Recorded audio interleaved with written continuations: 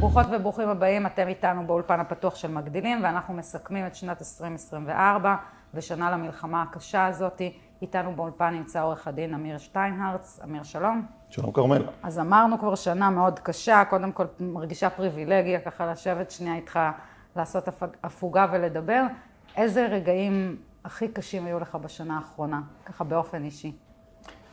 טוב, אני מניח שכולנו חווינו די את אותו דבר בעצימות כזו או אחרת. המלחמה לא פסחה על אף אחד מאיתנו. אנחנו נמצאים בשנה מאוד מאוד מורכבת, גם ברמה האישית, גם ברמה הכללית של המדינה שלנו. ואיפשהו אנחנו מרגישים כעורכי הדין שמייצגים את הדיירים כאיזשהו סמן ימני. כי העיניים נשואות, כל אחד בחזית שלו. אז בוא נדבר רגע על האתגרים האלה באמת. בשנה הזאת התמודדתם, אני מניחה, במשרד עם לא מעט אתגרים. לא מעט אתגרים, ספר לנו חד קצת. משמעית. הדיירים נמצאים בבלבול מאוד מאוד גדול. אנשים לא יודעים מה יקרה עם התחום, התחדשות העירונית, הורסים את הבניין, יש פועלים, אין פועלים. הדברים האלה מאוד מאוד קשים לדיירים. הרבה גויסו, הרבה חבר'ה בענף חדים, גויסו. מפקחים, חברי נציגויות. היו פרויקטים שהתחלנו עם חברי נציגויות X, ופתאום מצאנו את עצמנו שנה שהם לא נמצאים, וצריך לקדם את הפרויקט. הדברים האלה מאוד מאוד השפיעו גם על הדיירים עצמם, אבל אני כן חייב לציין שדווקא הדיירים לקחו את זה למקום טוב יותר, וגם הרשויות מאוד מאוד סייעו והתאגדו על מנת לקדם את הפרויקטים האלה, דווקא במצב הזה. איכשהו, עם כל הקושי שיש בדבר הזה, בתחושה שלי, כמו ביחד ננצח, ממש ככה, כולם התאגדו כדי לקדם את הפרויקטים האלה. והרגשת את הרגישות, אמר לי פעם מישהו, התקשרנו למשפחה ובדיוק הילד נפל בקרבות בעזה. זאת אומרת, היו סיטואציות, נדרשה לכם רגישות מאוד גבוהה. אז חד משמעית. קודם כל, כמי שמייצג בעלי זכויות, אנחנו אמורים להיות רגישים יתר על המידה. וחד משמעית, ספגנו הרבה מכות קשות עם בעלי זכויות שאיבדו חלק מבנותיהם או מבניהם. והרגישות הזאת צריכה להמשיך קדימה. נכון, ועם זאת אנחנו ממשיכים לבנות, ולא פחות חשוב, בסוף אנחנו רוצים למגן את הבתים שלהם כדי להציל חיים.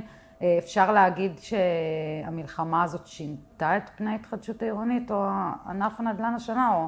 אני חושב שיש את ענף הנדל"ן בכללותו, ויש את ענף ההתחדשות העירונית, ככה אני רואה את זה, שני דברים שונים. כי מצד אחד המלחמה גם יצרה המון הזדמנויות, אני קורא לזה במרכאות, לרוכשים בכל השיטות שהקבלנים היום מציעים, לקנות ב10%, לשלם עוד 90% בהמשך, שבעיניי זה עסקאות מאוד מאוד מורכבות ומסוכנות.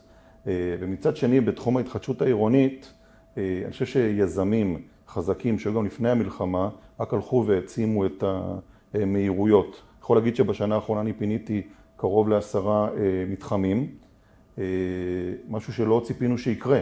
זאת אומרת, ממש לקחו את זה צעד אחד קדימה, התארגנו יחסית מהר, החליפו את העובדים מהשטחים בעובדים מסין וממקומות אחרים. אז אני דווקא רואה התגייסות אחרת בתחום ההתחדשות העירונית. אז השפיע, אבל דווקא לטובה, אני אומרת, איך מישהו אמר לי, התבגרנו מהר. התבגרנו מהר. בתוך כל זה התקבלו החלטות, הממשלה עשתה מה שהיא יכלה לעשות או לא עשתה. בין ההחלטות גם קראו, תמ"א 38 הגיעה לסיומה, אבל גם הייתה התערבות והמשיכו להסדיר בכל מיני מסמכים וחוות דעת כאלה ואחרות את תחום ההתחדשות העירונית לכאורה כדי לשחרר חסמים. מה הייתה ההחלטה הכי משמעותית שהתקבלה? טובה, גרועה? זהו, אז אני חושב שיש דווקא החלטה אחת שאמורה להיכנס לחוק ההסדרים בשנת 2025, שבעיניי היא החלטה גרועה. שבאמצעותה המדינה רוצה להחזיר את הכסף בחזרה לעצמה. באזורי הפריפריה יש הרי השתתפות בכספים שהמדינה נותנת על מנת שהיזמים יוכלו להגיע לרווחיות כלכלית, אבל יש איזושהי הצעה כרגע שנמצאת על סדר היום ועדיין לא ירדה לצערי, שמדברת על החזרה של הכספים האלה, זאת אומרת שאותו דייר שיאלץ למכור את הדירה מתישהו ירצה למכור אותה, המדינה מבקשת את ההשתתפות שלה בחזרה. זה נראה לי גלגול לא הגיוני של מצב הדברים. המשמעות שזה יכולה להיות גם שדיירים יגידו אנחנו לא חותמים. כי אנחנו לא יכולים להתחייב להחזיר את הכסף. א', חד משמעית. כנראה שהם יוכלו להתחייב להחזיר את הכסף, כי הכסף יחזור מהמחירה עצמה, אבל יש כאן איזשהו משהו לא הוגן, כי אם אנחנו רוצים לעודד התחדשות עירונית בפריפריה, ואנחנו רוצים לשנות את המצב שלהם באמת, ולהגדיל אותם, ולתת להם הזדמנות חדשה, אז אם הם יצטרכו להחזיר את הכספים, הם באמת לא ימכרו, כי הם לא יוכלו לקנות משהו אחר.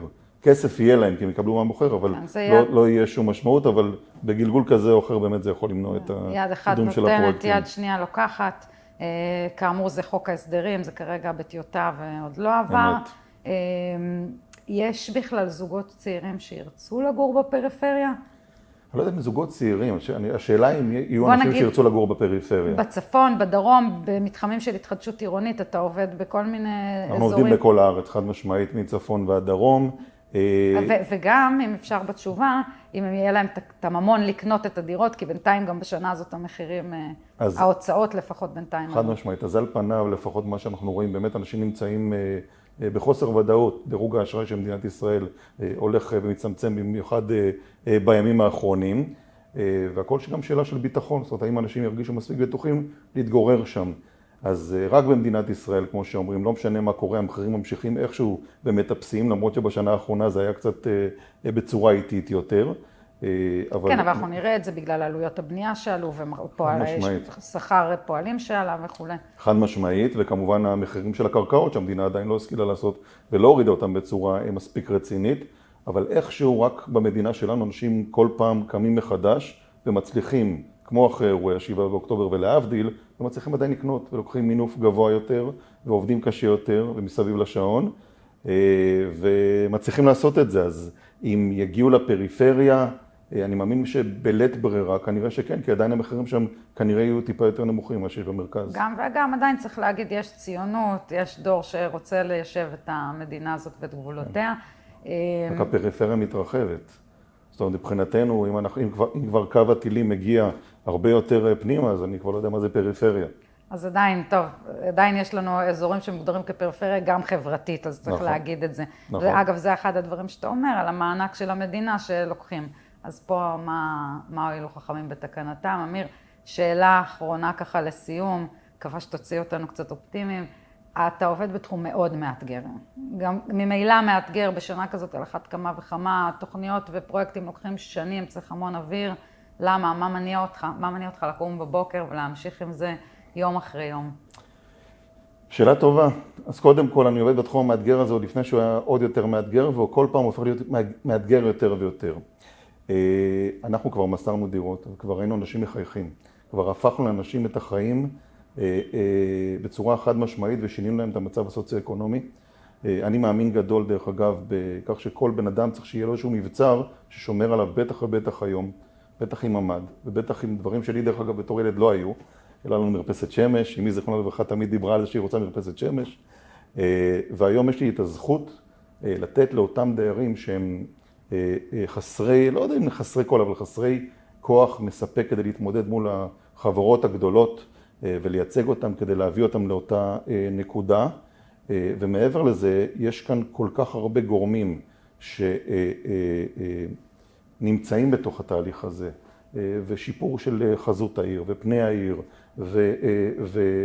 ולגדול בתוך בית אחר לחלוטין, זה בעצם מה שמניע אותי, וממשיך להניע אותי כבר כמעט 20 שנה, ואני מקווה שזה ימשיך ככה. יפה, אז קודם כל, כן, הוצאת אותי אופטימית, אמרת משהו יפה, אני ראיתי כבר אנשים מחייכים, אז אנחנו נסיים בזה. אמיר, תודה רבה שהיית איתנו. תודה רבה, כרמלה.